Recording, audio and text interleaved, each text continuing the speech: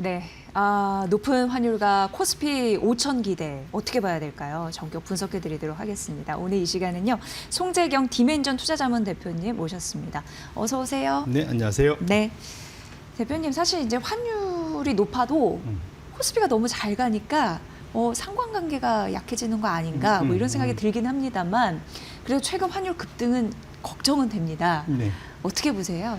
일단 말씀 주신 대로 일반적이진 않죠. 예, 과거엔 통상적으로인데 가장 큰 이유는 사실은 국내 시장을 주도했던 게 과거에도 이제 외국인들이 이제 주도를 많이 하면서 당연히 외국인들 입장에서는 환율 약세로 간다는 것은 뭔가 경제 체력에 문제가 생겼을 확률이 높고 그렇게 보면은 기껏 이제 주식에서 일부 얻어도 환에서 이제 손해를 볼 수가 있어서 그래서 외국인들이 보통은 이제 그 환 강세 구간에 좀 많이 오히려 들어오는 그런 경향들이 좀 많았습니다. 그런데 지금 이번에는 좀 특이한 케이스인데 뭐 전에도 말씀드렸지만 첫 번째 이유는 저는 이제 이 아시아 통화 동반 약세 최근 들어서는 아마 이제 차트를 첫 번째 열어봐 주시면 아시겠지만 저 위에 지난 1년간의 지금 그 흐름인데 보면 우리나라 원화랑 일본 엔화가 보시면은 모양이 똑같죠, 사실상. 네. 흐름이 거의 똑같이 가면서 서로 주거니 받거니 하면서 이제 약세.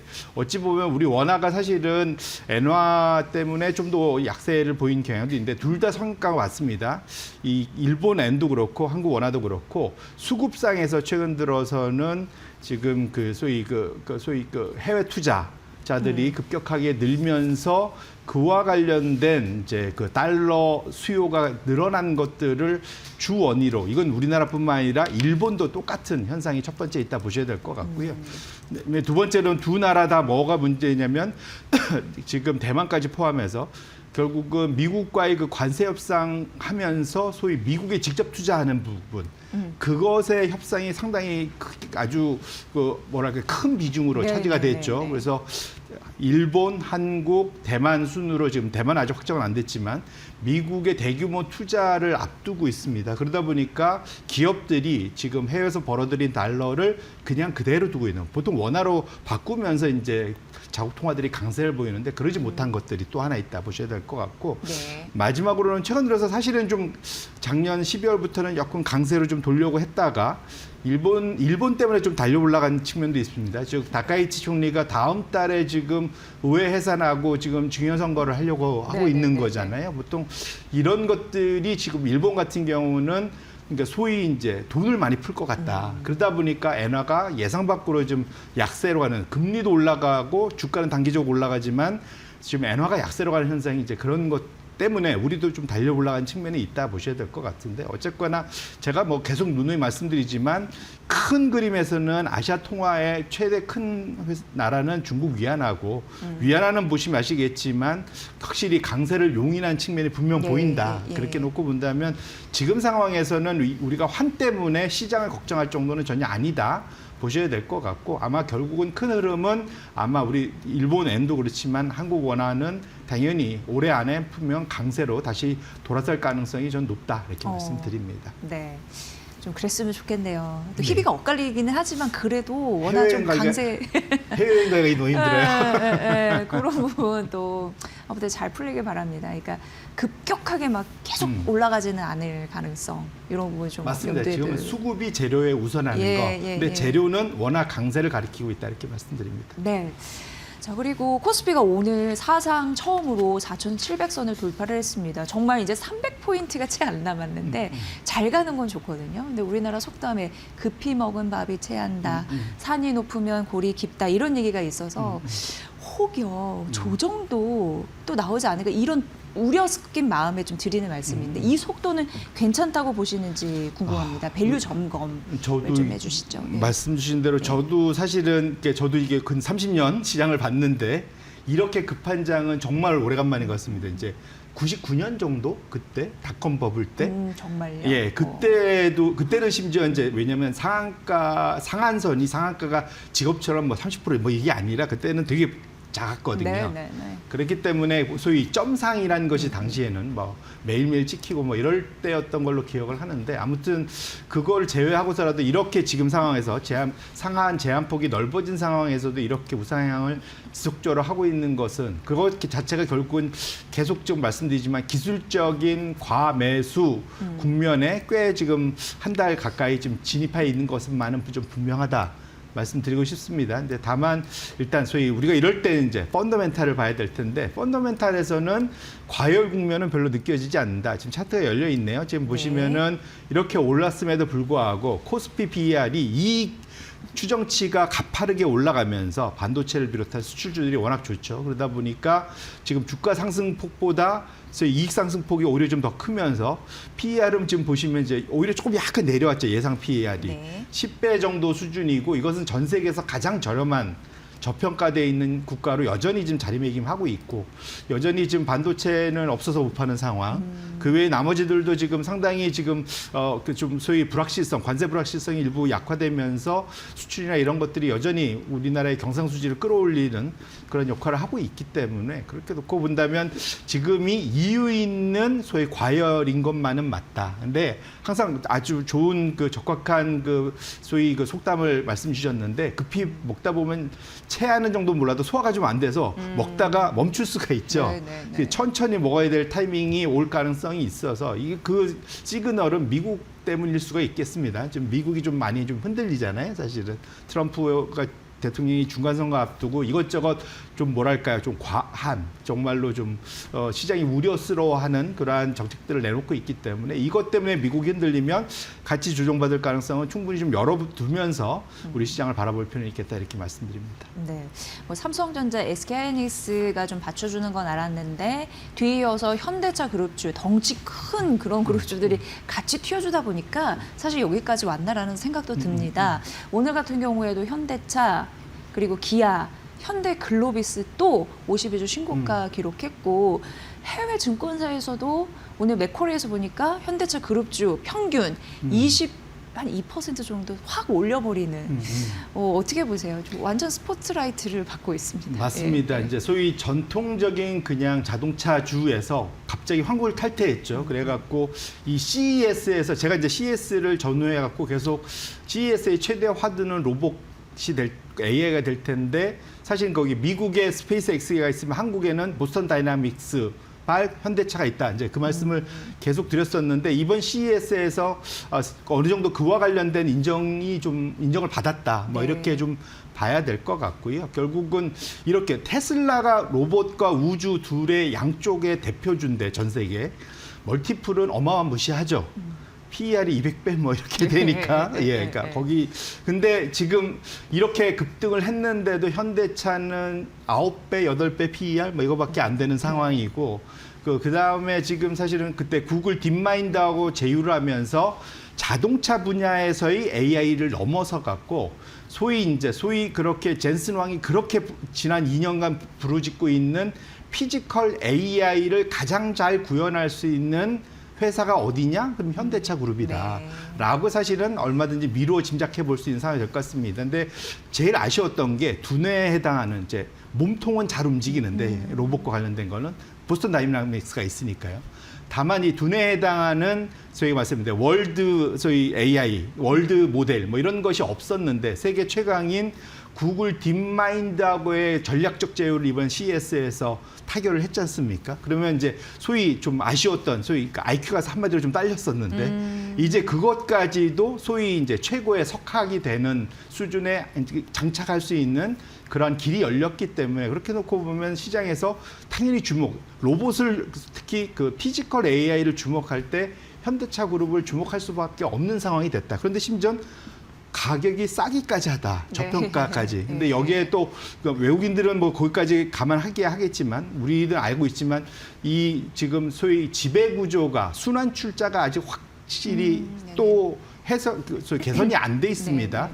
아마 그것을 개선할 수 있는 원년이다라고 생각을 하기 때문에 다 이게 연결돼 있으니까 어느 쪽 중심으로 지배 구조가 풀어질지 알 수 없으니 다 같이 동반 상승하는 이런 양상. 거의 다 이제 원자재주들이 지금 전 세계적으로 좀 미국에서 소재 산업재가 연초 이후에 1, 2등 하고 있거든요. 네. 거기에 이제 소재에 관련된 현대제철이나 뭐 관련된 또 종목들이 있잖아요. 그러니까 이 모든 것이 희한하게도 이번에 좋은 이제 호재들이 다 몰려 있어서 이제 드디어 이제 저평가 국면을 해소하고 있는 것이기 때문에 참 다행스럽다 이렇게 말씀드립니다. 그럼요.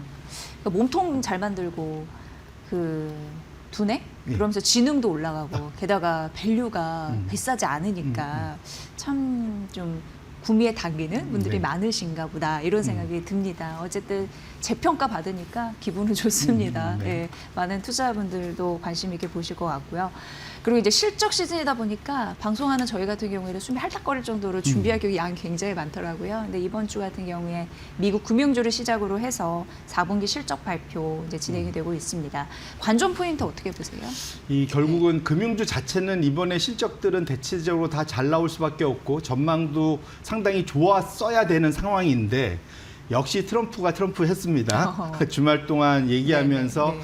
중간 선거를 앞두고 지금 가장 고민이 뭐냐면 트럼프가 트라우마가 있어요. 이게 뭐냐면 이 트럼프 일기 때 그러니까 2016년 말에 11월에 당선이 되고 당선이 될 때 어떻게 했냐면 완전한 압승, 백악관도 가져가고 상하원을 다 공화당이 가져가는 소위 말하는 레드 웨이브가 현실화됐었는데 그래서 엄청나게 힘이 셌었죠. 네. 하지만 그 이후에 좀 무리한 정책들을 하면서 중국과도 싸우고 멕시코 국경에다가 뭐 국경 그 장벽도 세우고 뭐 네. 그 당시에 뭐 기억 되돌려 보시면은 여러 가지를 했었습니다. 그러다 보니까 그때 인기가 없어지면서 사실은 중간 선거 때 네. 참패를 했었거든요. 네. 상하원은 겨우 지켰지만 하원 다수당 뺏기고 주지사 선거에도 거의 다 그러니까 좌석을 잃어버리는 그런 일이 벌어졌는데 지금이 그때보다 지금 인기가 더 안 좋아요. 그러니까 대통령 순지지율이 붉은색 선인데 지금 옅은 붉은색 점선이 일기 때고요. 네. 바이든 그 인기 없었던 바이든 회색선인데 거기보다 낮은 상황. 그러니까 이대로 가면 트럼프 일기 때의 중간 선거 참패 이것이 그대로 나타날 수 있다. 그러다 보니까 이제는 타코가 아니라 빅맥이다. 뭐 이렇게 하잖아요. 미드텀 예. 뭐 is coming 뭐 이렇게 예. 지금 얘기하지 예. 않습니까? 예. 결국 이 트럼프 입장에선 중간 선거를 위해서는 물불을 안 가리는 상황이다. 그래서 더 이상 베네수엘까지 이기다 보니까 이제 그 소위 금기시되는 소위 이제 금리 상한제 뭐 이런 거 들고 나오고 심지어 그 다음에 이번에 전기 관련해서 전기 요금 비싸지다 보니까 그 불만이 크다 보니까 전기 요금 이제 빅테크한테 다 넘기고 뭐 이런 네. 일들을 지금 다 네. 벌이고 있거든요. 네. 그러다 보니까 지금 흔들리고 있어서 이번에 어젯밤 사이에 지금 JP 모건 사실은 주가가 많이 빠졌죠, 사실은. 그리고 나머지들도 좀 자신할 수 없는 게 이번 실적도 좋을 텐데 올해 정말 금리 상한제 같은 것이 도입이 된다면은 아마 이익이 반토막 날 수도 있거든요. 상당히 많이 꺾일 수 있어서 이것 자체가 상당히 큰 불확실성인 건 맞다. 다만 월가가 또 다른 트럼프가 사실 자기가 좀 뭐랄까 지지받던 대표적인 소위 돈을 대주는 대표적인 지지 세력인데 월가를 이렇게 찍어 누를 수 있을까? 뭐 이런 고민은 분명히 있을 것 같습니다. 또 심지어 거기에 이제 연준 의장 형사 기소 추세 뭐 이런 것까지 이 모든 것들이 트럼프발 시장을 뒤흔드는 것이 강하게 나오기 때문에 이것 자체가 아까 말씀드린 대로 좀 걱정이 된다. 그래서 지금 실적도 실적이지만 사실은 반시장적인 이런 정책들이 시장에서 어떻게 받아들이냐 그것이 올해 전망, 이익 전망의 가이던스에 어떤 영향을 주느냐가 상당한 포인트가 될 수 있어서 이번 실적이 좋나 나쁘냐 이것보다는 이것이 어떻게 시장에 녹느냐가 더 중요하다 이렇게 말씀드립니다. 네, 정말 주가의 희비가 거기서 갈리지 않을까라는 생각을 합니다. 우리나라뿐만 아니라 미국 쪽에서 소재, 산업재 그 업종이라고 해야 될까요? 그 수익률을 봤더니 연초 이후에 상승률을 보이고 있다라는 얘기를 들었습니다. 원자재 가격 상승과 좀 맞물리는 건지 궁금한데 네. 이런 추세가 이어질까요?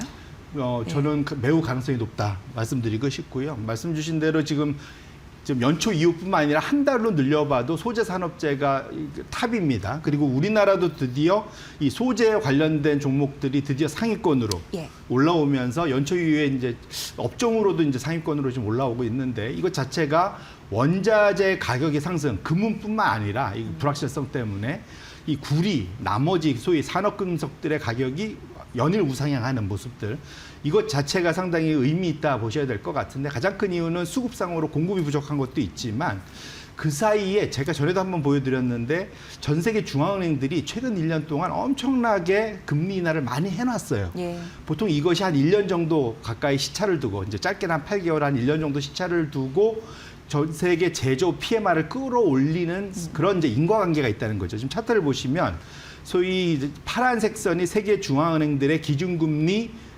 변동했습니다. 인하에서 인상을 뺀 거니까 위로 올라가면 인하가 더 많은 거죠. 근데 이것이 보통 8개월 선행에서 보면 엄청 피크로 올라가 있지 않습니까? 네. 그럼 그 시차를 두고 검정색 선이 세계 제조업 PMI가 따라 올라간다.